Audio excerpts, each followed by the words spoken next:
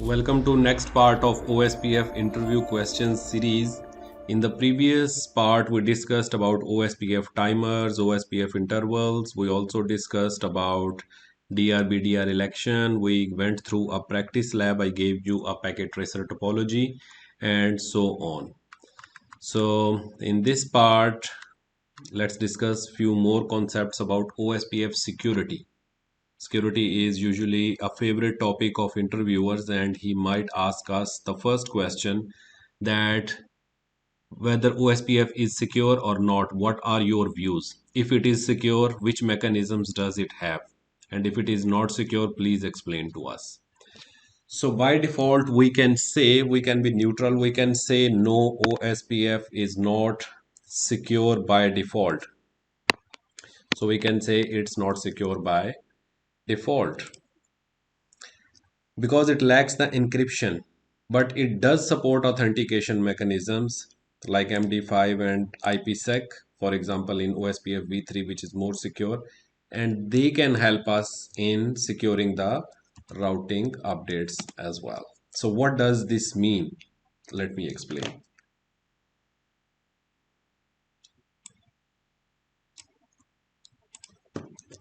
This means, let's say we have two OSPF routers. We have router number 1 and we have router number 2. So if there is a hacker who is sitting in between, if we configure OSPF, definitely they will start exchanging OSPF hello DBD, database description, link state updates, link state requests, and acknowledgement. So all the OSPF updates or OSPF packets will be shared on the wire physically, if we talk. So if there is a hacker, there is a bad guy, and he is able to tap your communication through any means. I'm just giving an example. So this is a hacker, let's say.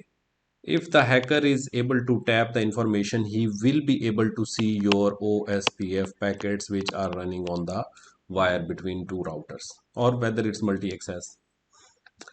So why? Because OSPF is not secure by default. But what we can do, we can enable OSPF authentication so that when an OSPF packet is sent from this side, then definitely it will be masked with some encryption.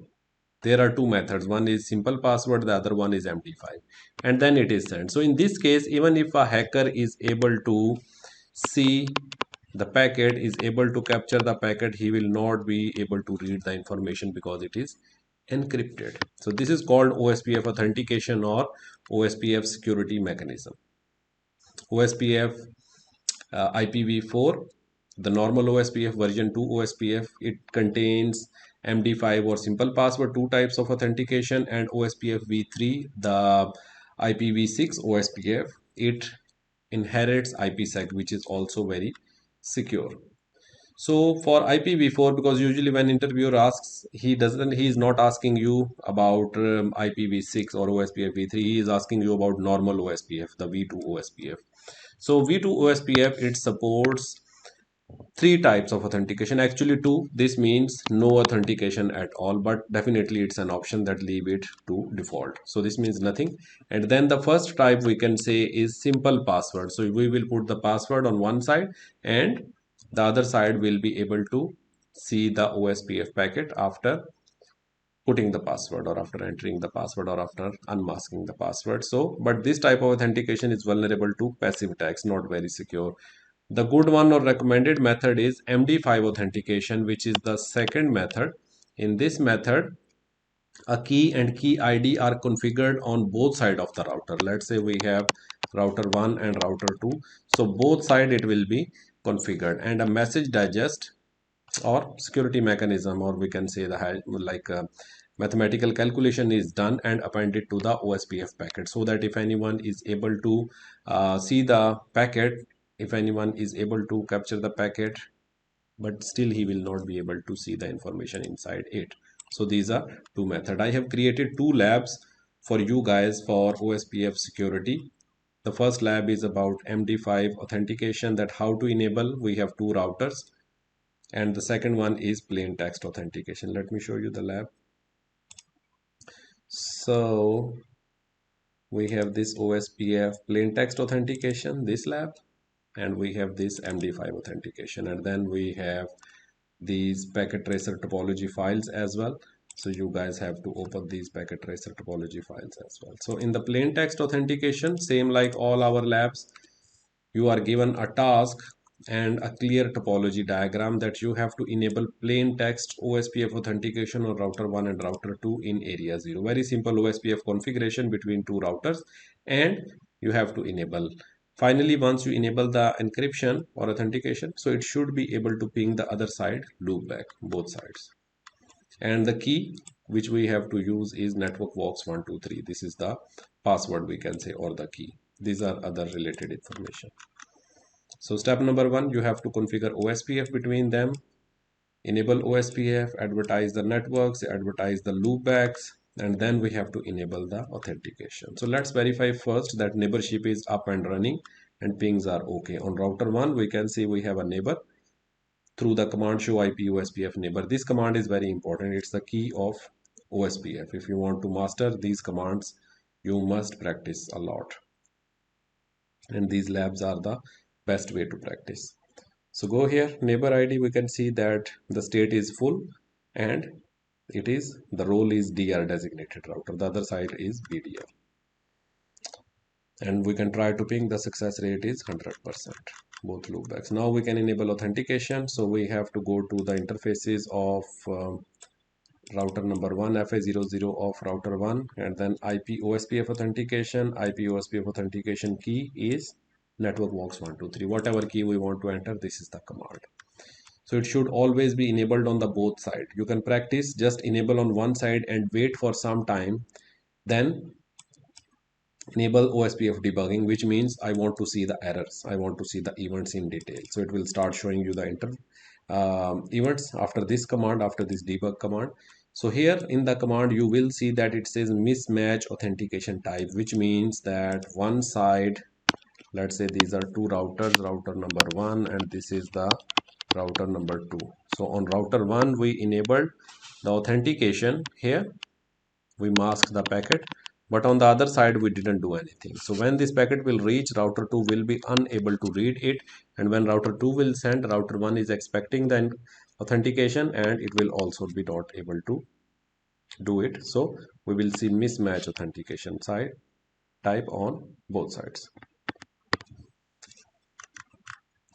Then let's enable on the other side as well. So we go to router number 2, same thing, IP OSPF authentication, enable, and IP OSPF authentication key is network walks 123. After some time you will see that the neighbor state is full and the router state will be from loading to full. What is loading and what is full, I'll just show you again in a while. So authentication can also be enabled for whole area instead per interface. Basically authentication can be enabled in two ways, like per interface or the whole area. So IP OSPF authentication means enable on the specific interface only. What does this mean? This means that let's say we have OSPF routers, like this.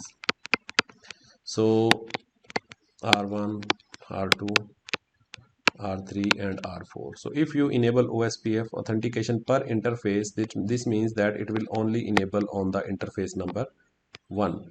2 will not be affected. But if you enable on the whole area, so definitely it will cover the whole area. No need one by one. Now we can verify authentication. So go run the command, go to router 1, show IP OSPF interface FA00, you will see that simple password authentication is enabled already. And the state is full. The DRBDR roles are reinstated, so everything is in control now. These are some other commands which you guys can try. Show IP OSPF interface, show IP OSPF, show IP OSPF neighbor, show IP OSPF only, show IP OSPF interface in detail.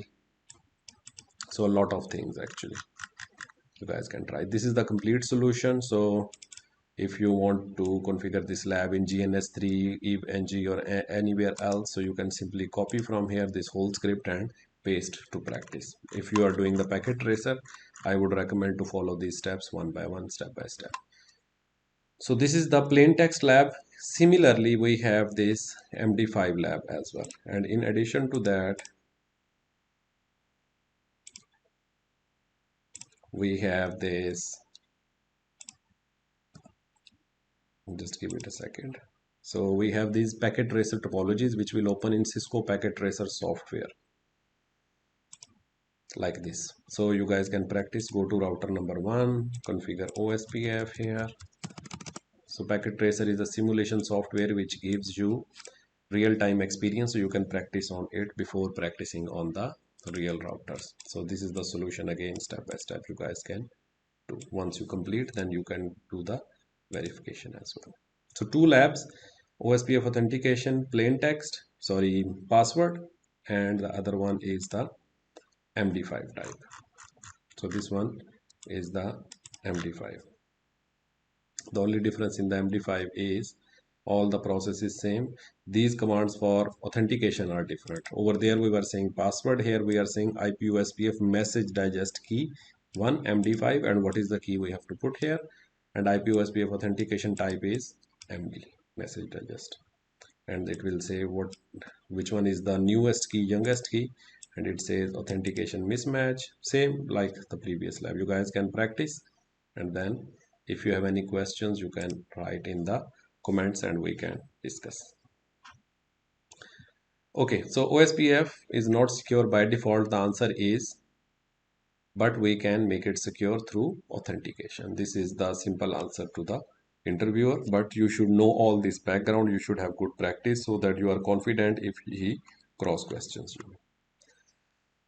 Another question could be that how many types of OSPF packets, how many types of packets does OSPF have? So OSPF basically has 5 types of packets which are called hello, database description, LSR, LSU, and LS acknowledgement. This is well explained when we know the neighbor process. So in the next few parts we will discuss this neighbor process in detail, that how a router starts with the down state, then it goes to initialize, then two-way, then xstart, then exchange, loading, and full. So you guys will have good idea, and this cheat sheet, actually this one gives you a very good idea about packet types and this whole process. So here we have 5 types of packet actually. Initially the routers, they are in the down states. Let's say there are 2 routers, router 1, router 2, and we want to configure OSPF between them. We just enabled. Initially router 1 will send a hello packet which will be a multicast on this OSPF multicast address 224005. So it will say, hello, I am router number 1, this is my ID, this is this. Router 2 will also generate by default on all links, not only towards router 1. Then they will come to the initialized state after sending the hello. So then it will generate another hello which will be unicast. So there are 2 hellos. It's a very important point. First one will be multicast, which means send to everyone whoever has OSPF on this address. Definitely whenever we configure OSPF, this address is activated on the router by default. Then the second hello, it says unicast to R1 on this with the neighbor list. So after sending this kind of hello, we go to the two-way state. Then neighbors are formed and neighbor table has been built. DR election has also happened if relevant up to this state. Then the second type of packet, which is called database description. This was just to establish the connection, the hello packets. Then we go to DBD database description and they go to xstart state. After DBD, then they send the LSA headers as well. Then there is LSR, they go to loading state, then LS updates, which means if any change has happened, and then acknowledgement that yes, I have received your LSUs as well, and then so on. Then finally full adjacency is formed. This is the whole process and 5 types of packet: hello, DBD, LSR. Link state request means I want to see what do you have, I want all of that which you sent me in DBD. Then LSU means LS update, and the acknowledgement that yes, I have received. These are 3 neighbor tables, sorry, OSPF tables, which is neighbor topology and routing table, which OSPF. So this sheet is very, very important for OSPF mastering. If you want to be expert, you should go with it. So answer to this is OSPF has 5 types of packet: hello, DBD, LSR, LSU, LS acknowledgement. We will discuss all of this in detail in the next few videos. of this OSPF interview question series. Also, the interview questions are there on the NetworkWalks website. So simply go to Google and search for OSPF questions. Go to Google and search for OSPF interview questions NetworkWalks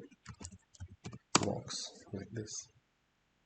So here we will receive the OSPF interview question. The first result will be ours. So here it's in the descriptive form, which I'm explaining to you guys one by one in this OSPF series, and it has a lot of explanations as well. You guys can go through it, and then you can also attempt the quiz on the OSPF. Simply answer the questions and it will tell you whether your answers are correct or not. So this is the end of this part of OSPF interview question series. In the next part, we will discuss few new concepts. If you have any questions, please write in the chat below, in the comments below, so I'll be able to answer. I'll be happy to answer. Thank you.